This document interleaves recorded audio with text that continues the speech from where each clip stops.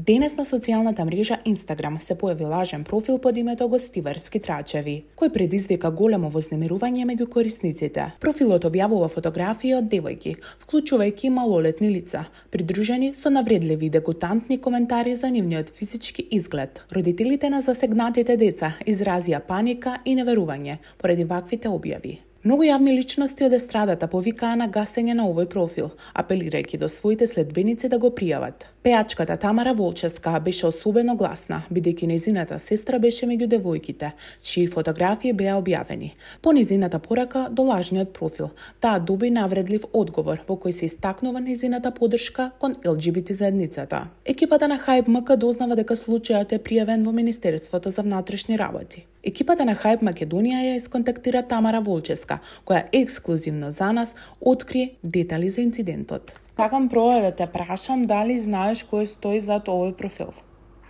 Не знам кој стои за профилот, но можам да кажам општо мислење, а тоа е дека позади профилот стои помлада особа која што доаѓа од Гостивар и се работи за искомплексирана особа, човек кој што пати од недостаток на внимание кој што не го добил, претпоставувам, од неговите домашни и сега ајде ќе привлечеме внимание во јавноста, само начинот на кој што тоа се прави е многу беден, да земеш и да објавуваш, поточно да злоупотребуваш слики од млади девојчињи од Гостивар и да си пишуваш некои твои проценки кој на што и како изгледа како Гостивар трач муавет е апсолутно не е убаво за било кој, не знам, претпоставувам доаѓа од родителите и од воспитанието на таа особа. И е многу жално, а најмногу ме предизвика постот нормално кога видов дека и сестра ми е помеѓу целиот тој круг на луѓе, а и да не беше сестра ми секако истото ќе го направев. Па после тоа си го завзеде вниманието, нели? Па се фати за мене и така, ќе направиме прича. Така, Тамара, кажи ми, што мислиш, како може да се справиме со ваквите профили и што мислиш за интернет булингот и ваквите луѓе кои што на некој начин сакаат да бидат интересни, да не кажам, но може секако некој да повредат и тој цел булинг на интернет за невини луѓе кои што не се јавни личности, а изложени се сепак, нели, си имаат своји приватни профили. Кажи ми, како треба да се справиме со сета оваа ситуација? Да, за јавните личности, мислам дека сите некако станавме имуни, кој поише, кој помалце, сите сме мета на тоа.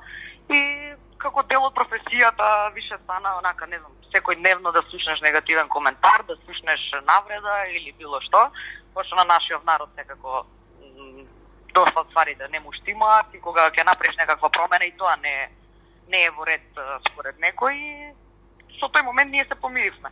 Но тоа да го правиш со луѓе од твојот град, со деца буквално од твојот град, млади личности кои што, не знам, на некој може многу на психички начин да влијае и да му оставиш некаква трага. А ние за жал немаме ресурси со кои што може да убаво да се воспостави некоја регулатива околу интернет булингот.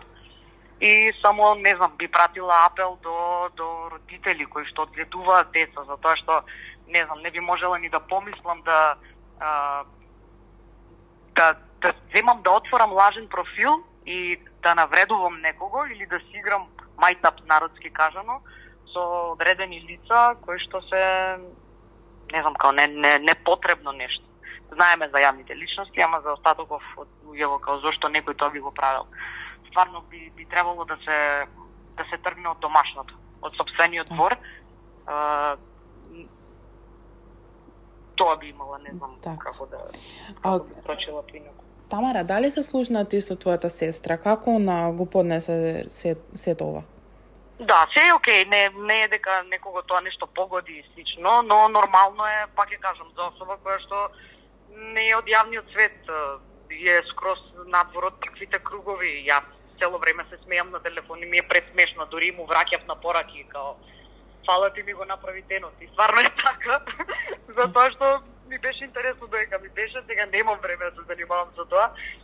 Пријавено е во полиција и се останато, но можам да претпоставам дека и со останатите девојчиња верувам дека не владее пријатна атмосфера, така да вниманието готови дечко или девојка што и да си позади целиот профил.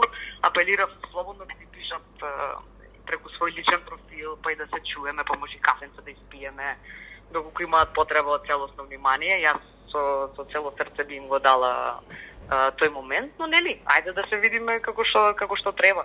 Овие работи, ако остануваат вака несредени, за жал потикнуваат и други луѓе да го прават истото и да мислат дека тоа е забавно и дека тоа е интересно.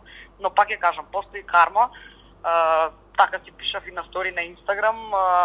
Не верувам дека таквите особи би ме разбрале што сакам со тоа да кажам. Но кармата е многу страшно нешто и здравје Боже кога ќе пораснат и кога истото ќе им се случи на нивни деца и нема да знаат што да прават, затоа што во ситуација имам и загрижени родители. Тогаш може би ќе си трескаат глава од зид и ќе кажат ја бев дете и ја го правев истото. Така да стварно би било убаво кога сите малце порано би мислеле на последици од наши дела кои што денес ги правиме. Така.